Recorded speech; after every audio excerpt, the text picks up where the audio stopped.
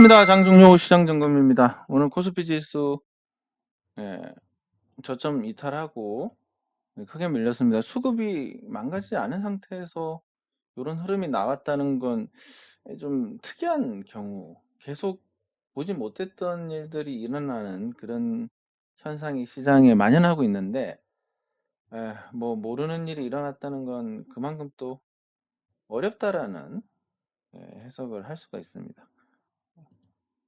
어려운 상태고, 그 어려운 상태가 지금 앞으로 어떻게 작용할 것이냐, 뭐 그런 거는 잘 모르겠지만, 어쨌든 기세상으로는 지금 이 하락의 의지가 생겼고, 여기. 그리고 이 한번 저점을 깨고 내려가면, 지난번에도 그랬지만 이 저점을 깨고 내려갈 때 단기간에 굉장히 괴로운 그런 흐름이 전개가 됐습니다.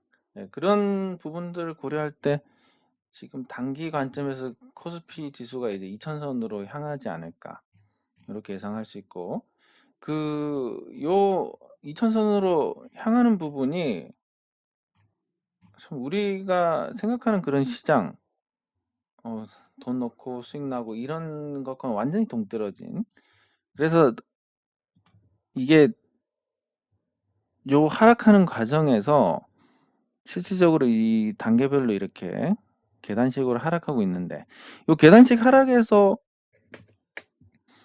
중요한 부분이 뭐냐면, 이제 여기서 샀다라고 해도 마이너스 한 20에서 30%를 얻어맞는다.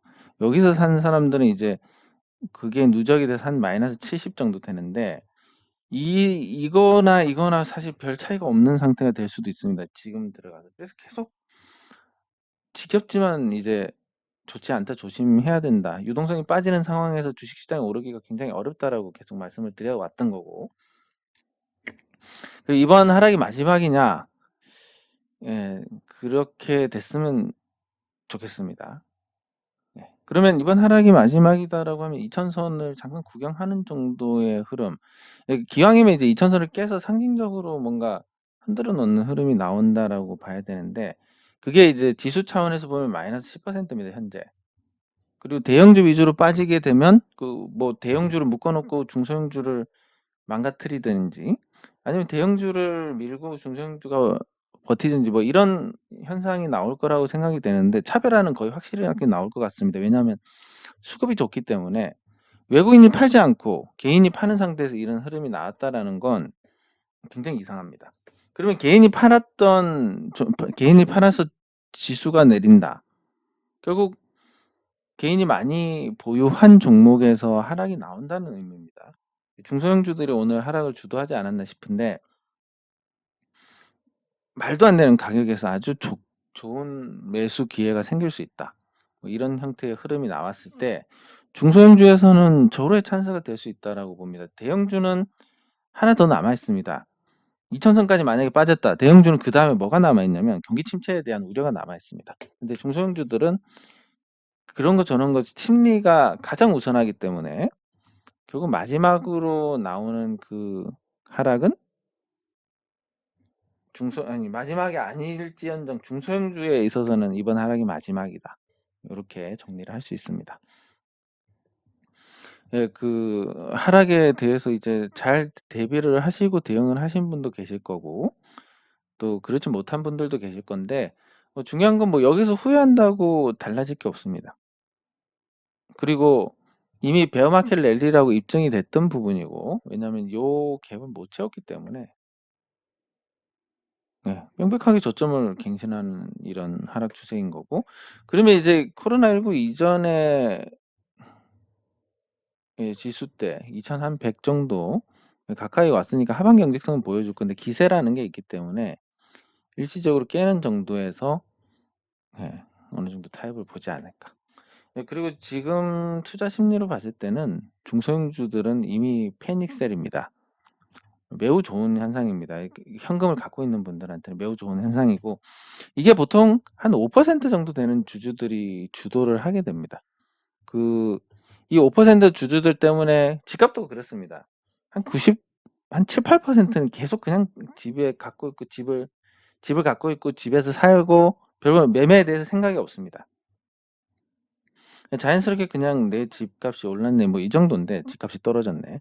근데 그 시세를 만드는 건 5%고 이 5%가 급해서 파는 게 많을수록 집값이 많이 떨어지고 이 5%가 버틸만 하면 집값이 안 떨어지고 이런 것처럼 주식시장도 그렇습니다. 그 전체 주주들이 다 던진다 그러면 하한가를 갑니다. 근데 실제로 하한가는 가지는 않고 근데 그런 이제 뭐 솔직히 나쁘게 표현하면 지가 뭐 대응 잘한다고 이런 이미 다 떨어진 상태에서 또 뭐 던지고 그냥 지랄 쇼를 합니다. 그런 분들이 있어서 주가가 망가지는데 그런 분들이 안 갖고 있는 주식들은 그런 일이 없고 그런 분들이 많을수록 주가의 변동성이 커지는. 근데 대형주들은 아무래도 그런 분들이 적은 데다가 또 덩치가 크다 보니까 그런 급락이 잘 안 일어납니다. 중소형주들은 그 호들갑을 떨고 파는 과정에서 엉망이 되는 거고 주가가. 그렇게 한번 주가가 엉망이 되면 투자 심리가 다 엉클어지고 기존 보유하신 분들도 별 생각 없이 보유할 건데 '아 이거 대응이 필요한 거였나?' 이렇게 생각하면서 묶여 있는 주식들을 유동화시키는 굉장히 나쁜 영향을 주게 됩니다, 이 5%. 그래서 저는 계속 말씀드리지만 동업자 정신을 말씀드리는 것도 이 사람들 때문에 나타나는 부작용이 굉장히 크다. 제일 큰 게 뭐 신용 미수 쓰시는 분들. 예, 신용 쓰고 뭐 스탁론 쓰고.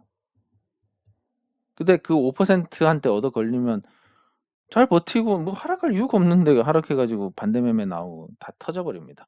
그래서 이 주주 구성이 얼마나 취약한지 여부가 이번에 드러나는데 한번 또 설사 촥 하고 그런 분들 다 빠지고 나면 또 빠르게 안정을 찾으니까 예, 거기에 방점을 맞춰서 저가 매수의 기회로 활용하시면 된다. 예, 중소형주하고 배당주하고 예, 이런 관점에서 이번 하락을 예, 보시면 될 것 같습니다. 그리고 앞으로 경기 침체가 장기화돼서 엉망이 될 거 예. 요게 이제 제가 예상하기로는 2024년에는 한국은행이 제로 금리로 가야 될 겁니다. 그만큼 2023년에 나쁠 것이다. 경기 침체가. 근데 경기 침체를 선반영을 하는 것인지 선반영을 하지 않았다면 뭐 2023년에는 2000선이 아니라 뭐 1500선 뭐 이렇게 갈 수도 있습니다. 삼성전자 망가지고 이러면 재고 엉망되고 적자 전환하고 이러면. 근데 아직까지는 그럴 가능성이 크지 않다라고 보고 그러면 2023년에는 나쁜 경기 침체를 반영하면서 옆으로 기다가 정책적인 영향으로 이제 회복하는 이런 시나리오를 그릴 수 있는데 예, 그러면 2022년 11월부터 2023년 말까지 해서 한 1년 정도를 힘든 기간을 거치면서 주식을 모아 나가고 저평가된 주식을 담아 나가고 이런 대응은 충분히 할 수 있습니다. 해야 되고. 근데 그 이전부터 이미 1년 넘게 주식시장에서 얻어 터지고 있다가 요 남은 1년 동안 또 오르지 않고 바닥을 기어가고 있고 말도 안 되는 가격에서 움직이는 보유 종목을 보면서 예, 인내심이 소진한 분들은 올라가기 전에 팔게 됩니다. 그래서 못 먹는 거고 지금부터 이제 한 1년 정도 잡고 기대를 낮추고 이렇게 대응을 해 나가시는 분들은 경기 침체 이후에 수익률이 매우 좋기 때문에 큰 기회를 잡으실 수 있을 거고 특히 패닉셀이 나오는 중소형주 같은 경우는 조금 빨리 그런 기회가 올 수 있다. 이렇게 정리를 할 수 있겠습니다. 네, 그리고 댓글 확인하도록 하겠습니다.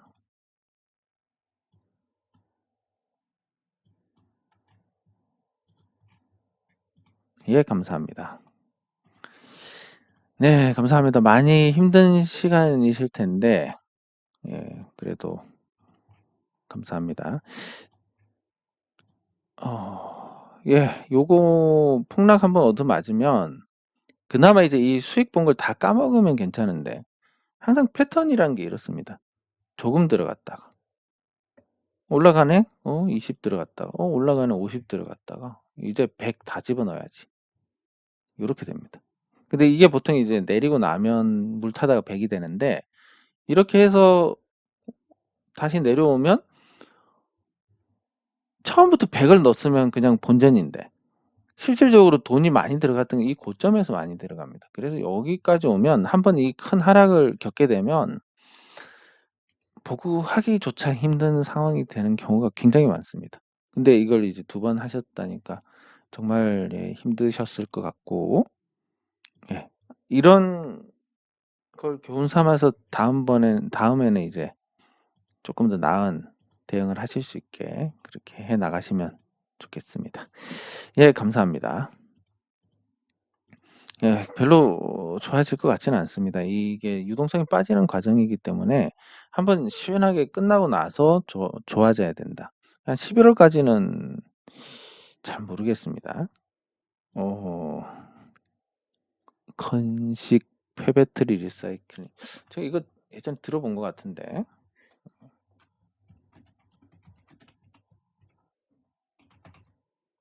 이게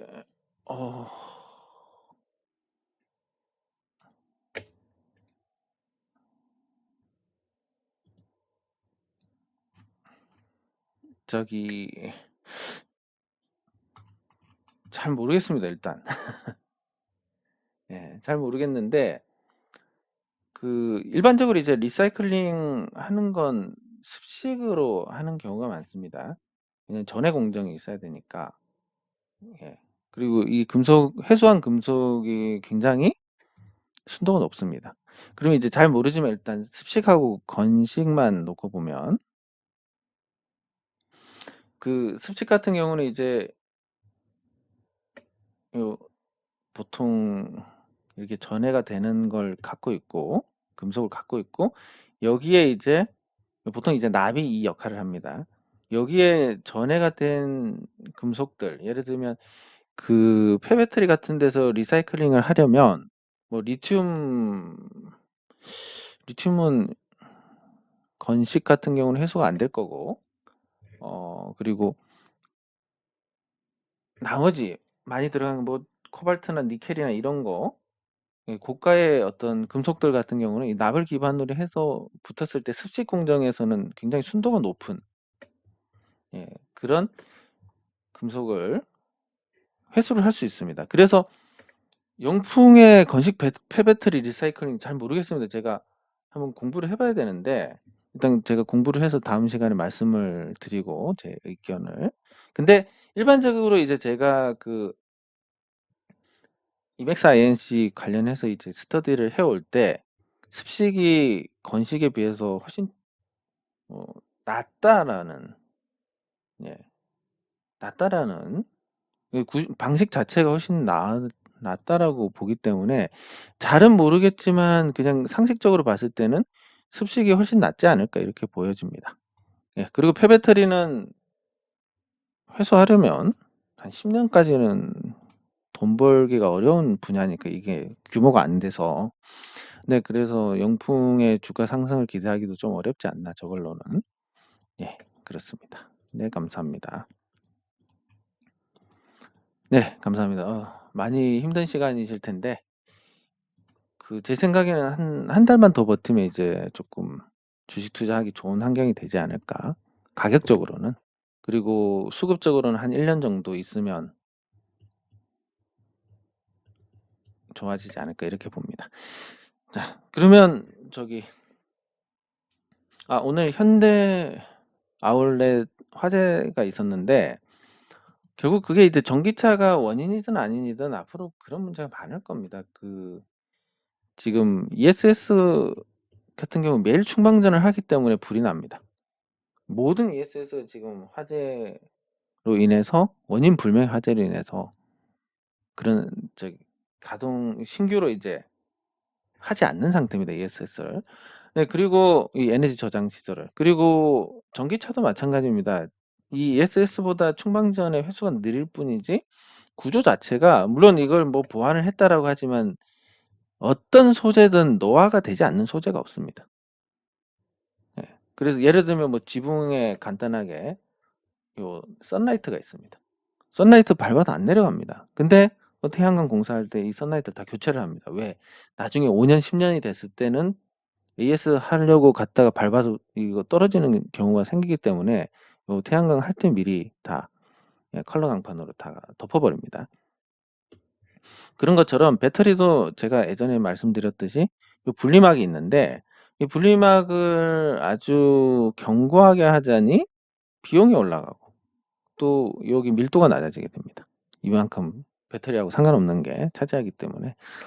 네, 그래서 이게 여기 이제 고드름처럼 이렇게 생겨가지고 이 산화물이 붙어 있다가 뾰족한 게 갑자기 급속 충전을 하면 이게 팍 확장을 합니다. 푹 찔러가지고 됩니다. 근데 안 될 거라고 생각을 하고 실험을 하면 또 안 될 수도 있지만 이 굉장히 이게 오묘한 부분이기 때문에 우리가 그 종이 같은 거, 책 같은 거 넘기다 잘못하면 손이 빕니다. 절대 빌 것 같지 않은데 베게 됩니다. 네, 그리고 그 자동차 타이어도 보면 이상한 이런 나사 같은 거 가다가 재수 없어가지고 뽕 들어가가지고 심지어 이런 경우도 있습니다. 제가 직접 경험한 건데 긴못이 들어갈 때가 있습니다. 도대체 이게 어떻게 이 뾰족한 부분이 밟혀가지고 바퀴를 뚫고 들어가 버리는지는 모르겠는데 이런 우연적인 요인들이 많기 때문에 요 배터리에 불이 나는 건 리튬 이온 같은 경우는 근본적으로 이 문제를 해결할 수 없다고 봅니다. 그래서 제가 아시다시피 저는 중국에 대해서 굉장히 싫어하고 중국과 관련된 일로 진짜 인생이 망할 뻔했고 중국인 때문에 예, 그런 일을 겪고 무조건 안 좋게 생각함에도 불구하고 중국의 배터리 방식 그러니까 그 삼원계가 아닌 예, 리튬 인산철 배터리가 앞으로 대세가 될 것이다라고 봤던 것도 이 문제 때문입니다. 아무리 중국이 싫지만 현실은 중국은 배터리 불이 안 나지는 않습니다. 리튬 인산철도 불이 나지만 그 불이 뭐 지금 전기차처럼 꺼지지도 않고 말도 안 되게 장기간 특히 지하에서 이렇게 화재가 나면 뭐 정말로 대형 사고로 연결될 수밖에 없는. 물론 아까 그런 이유기 때문에 급속 충전만 안 하면 되는데 지하에 급속 충전기가 적지 않게 있습니다. 특히 뭐 마트나 아울렛이나 이런 데 가면 예, 그런 부분들이 시한폭탄처럼 LG 에너지 솔루션이나 예, 그 배터리 업체들을 덮칠 것이고 삼성 SDI 같은 경우는 각형으로 해서 그런 문제가 근본적으로 조금 예방이 됩니다. 예, 그래서 계속 LG 에너지 솔루션이 안 좋다고 말씀을 드리는 거고 예, 그런 상태입니다. 예, 오늘 제가 관심 종목으로 갖고 있는 요 종목들 전부 다 전부는 아니고 관심 종목 중에서 이게 이즈미디어는 거래 정지 맞아서 그렇고 어, 없애야 되고 영신금속 한 종목을 제외하고는 다 작살이 났습니다. 근데 여기 많이 내린 종목들은 전부 소형주고 대형주인 삼성전자, SK하이닉스는 1%대 그리고 카카오나 이런 종목도 2%대 하락을 했습니다. 자, 이렇게 이제 온도차가 나는 이유가 말씀드렸듯이 그 5% 정도 되는 호들갑 뜨는 주주들의 비중이 높으냐 낮으냐에 따라서 결정이 되는 건데 그럼 이렇게 보시면 됩니다. 대형주들은 지금 천천히 이렇게 내려갈 것이고 중소형주들은 그런 사람들 때문에 이렇게 해가지고 뭐 이렇게 될 가능성이 큽니다. 그러면 어느 시점의 타이밍으로 보면 중소형주에는 매수 기회가 발생을 할 것이다. 아니 지금 같은 분위기에 매수를 하라고? 맞습니다. 지금 하는 건 이제 중소형주들이 이번에 무너져가지고 큰 하락이 나왔을 경우 그리고 두 번째는 배당주 같은 경우는 자체적으로 손해 10% 정도 보더라도 앞으로 2년 정도 배당 받아서 메꾸면 되지 이런 접근이 가능하기 때문에 이 나쁜 시기에도 이제 매수 기회가 될 수 있다라고 말씀드리는 겁니다. 자, 그러면 이제 오늘 뭐 다 내렸기 때문에 뭘 본다는 게 의미가 없을 것 같은데. 예, 그럼에도 불구하고 이제 몇 종목 살펴보도록 하겠습니다. 일단 뭐 삼성전자부터 보면 삼성전자는 저점을 코스피보다 빨리 이탈했습니다. 그게 코스피가 저점을 이탈할 것이라고 보는 또 이유 중에 하나였고, 예, 어쨌든 삼성전자가 코스피를 선도하는 입장이기 때문에 그러면 이제 삼성전자 같은 경우는 5만 원 아래로 갈 것이고, 지금 디램 가격 하락이나 낸드에서 이제 중국 YMTC가 가세를 하면서 나오는 치킨 게임에서 삼성전자 주가 상승을 기대할 부분이 거의 없다. 그리고 시장이 이렇게 망가져 버리니까 당장은 그렇습니다. 이 자문형 랩에서 자금을 가지고 이제 주가를 올렸던 그런 종목들은 자문형 랩에서 어느 정도 관리를 하게 될 겁니다. 관리를 하는데 시장이 계속 망가지다 보면 결국은 돈을 빼서 고객들한테 돌려줘야 되고, 그 고객들한테 돌려주는 과정에서 주가가 아주 폭락이 나오게 됩니다. 과거에도 칠공준이 뭐니 하던 종목들 다 정말로 아작이 나버렸습니다. 네, 그래서 이번에도 비슷한 상황이 되지 않을까 싶은데, 뭐 방산주라든지 이런 종목들은 특히 조심을 해야 됩니다. 예. 그리고 나서 이제 수습을 하게 될 건데, 삼성전자가 뭐 크게 내리지는 않겠지만 5만 원을 하회하는 흐름이 나올 것 같고, 그게 이제 반도체 업황을 반영한 아주 정직한 흐름이다. 예, 삼성전자가 5만 원 아래로 가고 시장에 있는 모든 대부분의 종목들이 지수하고 맞춰져서 리밸런싱이 될 건데, 거기서 무사할 대형주가 어디 있느냐. 다만 대형주들은 그렇게 호들갑 들고 지가 뭐 대형 잘한다고 뭐 되도 않게 손절하고 뭐 생쇼를 하는 그런 투자자들이 없거나 있어도 영향을 거의 받지 않기 때문에 지금 천천히 그냥 갈 길을 가는 겁니다. 그럼 중소형주들은 그런 투자자들 때문에 이미 한 차례 아주 생쇼가 나오는 거고, 그게 뭐 일주일, 길어야 일주일입니다. 폭락은. 일주일 하면 더 내릴 자리도 없을 거고. 그러면서 이제 그런 투자자들이 또 나가고, 그리고 길게 보고 뭐 단기 변동에 집착하지 않는 투자자들이 너무 싼데 하고 담아서 들어올 거기 때문에 주주 구성 자체가 바뀌면서 또 빠르게 안정이 되고 금방 회복하는 그런 흐름을 전개를 할 가능성이 높습니다. 네, 그러면 이제 하나솔루션을 보면, 하나솔루션 주가가 내렸습니다. 이 하락한 이유가 두 가지인데, 기업 분할을 하는 것과 또 하나가 이제 대우조선해양 인수입니다.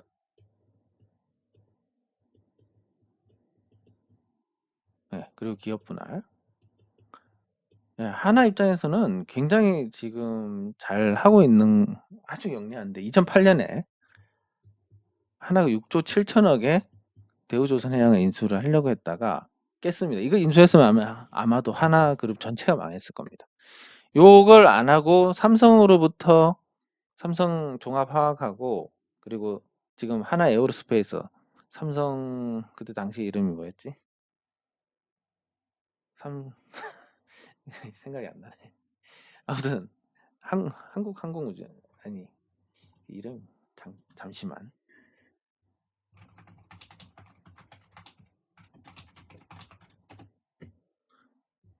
예, 삼성 테크인. 예. 하나 테크인으로 바뀌었고. 예. 그래서 이 좀 알짜 기업들, 삼성에서 이제 LCD 사업 철수하는 것처럼 대응할 수 있을 때 삼성에서는 대응을 합니다. 화학 업황이 나빠지기 전에 하나 쪽으로 넘겼고, 그러면서 이제 하나가 화학업에서 어느 정도 규모를 갖추게 되면서 굉장히 이득을 받습니다. 그 이득을 보고 대우조선해양 인수 취소하고 삼성의 알짜 기업들을 사들였고, 지금 이 대우조선해양 인수의 주체가 하나 에어로스페이스, 삼성에서 샀던 기업이 주체가 됩니다. 그러니까 한마디로 삼성그룹에서 일부를 떼와서 대우조선해양까지 먹는. 그러면 이제 지금 하나하고 삼성의 관계를 고려했을 때 대우조선해양과 삼성중공업의 관계, 이 양사의 관계가 굉장히 돈독해질 가능성이 커진다. 조선업에서 경쟁이 완화가 되는 그런 일이 될 것이다 라고 볼 수 있습니다. 그러면 이제 하나 입장에서는 어쨌든 대우조선해양을 2조 원의 제3자 배정 유상증자 방식으로 인수를 합니다. 그게 장기적으로는 좋겠지만 단기적으로는 자금 부담이 되고, 그리고 이쪽에 방산주로 몰렸던 자금들이 더 이상 버티지 못하고 무너지게 될 겁니다. 기업 분할도 한다고 하지, 하나그룹에서 대우도 인수한다고 하지, 이러니까 버티지 못하고 무너지게 되는 이런 양상을 보이게 될 것이고, 이게 이제 하나솔루션뿐만이 아니라 현대로템도 과연 버틸 수 있을 것인지를 보면 굉장히 부정적이다. 왜 지금 억지로 지수 내릴 때 억지로 올려놨는데 뭐가 있습니까? 방산 계약해서 물량 늘어나는 건 맞는데 그게 장기간에 걸쳐서 조금씩 들어오는 혜택입니다. 이렇게 주가가 단기간에 급등할 이유가 아니고, 예. 그러면 무너지고 수급 문제가 불거져서 무너지게 되면 결국은 더 이상 버틸 수가 없는데, 그래서 외국인도 이제 매도로 전환됐고 또 기관 투자자들도 매도로 전환할 수밖에 없는 구조가 될 겁니다. 예. 그럼 이 방산주들이 다 같이 무너지게 되고 하나그룹은 이제 대우까지 엎어가지고 부진할 건데, 그럼 대우조선해양은 괜찮을 것이냐? 대우조선해양은 괜찮을 겁니다. 예, 대우가 갖고 있는 문제 중에 하나가 이제 과거 대우 시절에 있던 그 불합리한 그런 사내 조직 문화라든지 뭐 몇 가지가 있습니다. 근데 하나그룹이 들어갔을 때 아무래도 주인이 있는 기업이기 때문에 산업은행과는 달리 어느 정도 이걸 좀 잡을 수가 있을 것이다. 그러면 지금 쪼그라든 대우조선해양의 가치가 여기서 이제 멈추고 적자를 털고 이제 흑자로 돌아설 수 있는 그런 기반을 만들 수가 있을 겁니다. 하나에서 이제 2조 원의 인수를 하는데 2조 원의 3자 배정으로 자금을 다 넣습니다. 회사 안으로 다 자금을 넣고 신주를 발행을 합니다. 그리고 추가로 자금을 또 넣을 거고. 그래서 최종적으로 한 3조 원을 넣을 건데 3조 원을 해서 적자를 본 부분을 또 상쇄를 하고 잘 돌아가게 한다면, 그리고 삼성중공업과 이제 경쟁 관계를 조금 새롭게 정립을 한다면 대우가 나쁠 이유가 없다. 그렇게 봤을 때 이제 좀 기대감이 주가에 반영됐다라고 볼 수 있습니다. 주인이 없는 회사가 주인만 있어도 저평가가 해소가 어느 정도 됩니다. 그러면 이제 대우조선해양은 이미 놓쳤습니다. 이미 올라가지고. 그리고 삼성중공업을 보면 그 하나그룹과 삼성중공업 간의 삼성그룹과의 어떤 관계를 봤을 때 그 극단적으로 보면 하나가 삼성에서 앞으로 경쟁으로 인해서 좀 부정적인 부분이 있다라고 생각하는, 그거에 대해서 이제 가져갔다는 겁니다. 그럼 하나가 이제 대우조선해양을 가져가서 정상화를 시키면 삼성중공업도 가져가는, 삼성엔지니어링이나 이런 것도 이제 가져가는 그런 수순을 밟을 수 있지 않을까. 그럼 장기적으로 이제 이 두 회사가 어떤 식으로든 이제 경쟁을 조금씩 줄이고 앞으로 또 더 경쟁이 줄어드는 만큼 이익이 개선될 거고 나중에는 하나로 합병을 할 수도 있는, 그런 장기적으로는 그런 그림을 그려봤을 때 삼성중공업의 어떤 대우조선에 단기간 올랐으니까 떨어지고 삼성중공업은 괜찮지 않을까, 이런 접근을 할 수 있습니다. 근데 삼성중공업 같은 경우는 지금 문제가 아직 이 가격인데 시총이 5조 원에 육박합니다. 그리고 저평가 상태가 아닙니다. 아직도 흑자 전환하지도 못했고, 그래서 이미 늘어난 주식 때문에 굉장히 무겁고 크게 올라가긴 좀 힘들 것이다. 에너지 축적 길게 하고 있으니까 한번 발동 걸리면 이제 주가가 낮은 상태이기 때문에, 그 주가가 낮다는 게 저평가가 아니라 그 예전 주가에 비해서 낮은 상태이기 때문에 매물 부담이 없으니까 한번 올라가는 그런 흐름은 나올 수 있을 것인데 길게 보고 가져가는 건 좀 부담이 있을 것이다. 하지만 경쟁이 완화가 되고 지금 현대중공업이나 현대미포조선이 좋아진 것과 비교하면 아직 못 갔으니까 대우도 이제 움직였고, 그런 관점에서 조금 더 관심을 가져보면 좋지 않을까 싶습니다. 일단 그런 관점에서 이제 삼성중공업이 재미는 없겠지만 주가가 많이 빠지면 담아가는 조선주로서 생각하지 않는 부분, 대우조선해양과 경쟁이 완화가 될 것이다. 이런 부분에서 조금 투자 포인트를 찾으시면 좋지 않을까 싶습니다. 네, 그리고 그 외에는 뭐 대부분 지금 그냥 투매성 하락으로 볼 수 있는데, 뭐 항상 이런 시기에 이제 제가 관심을 가지는 건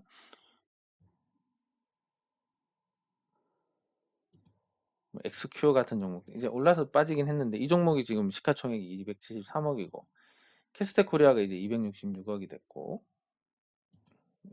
코아스가 250억이 됐고 뭐 이런 상태입니다.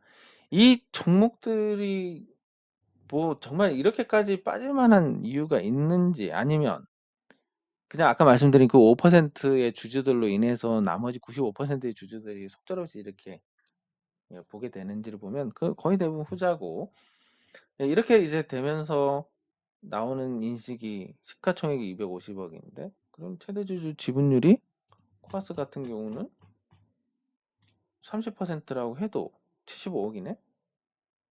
어? 뭐 HK 333억인데 한 70억 되네? 이렇게 이제 기업 오너의 지분 가치 자체가 굉장히 낮은 수준으로 내려오게 되는, 그런 상황이 만들어지고 있습니다. 이게 이제 뭐 이거에 대한 어떤 긍정적인 관점에서 보자면 이제 사서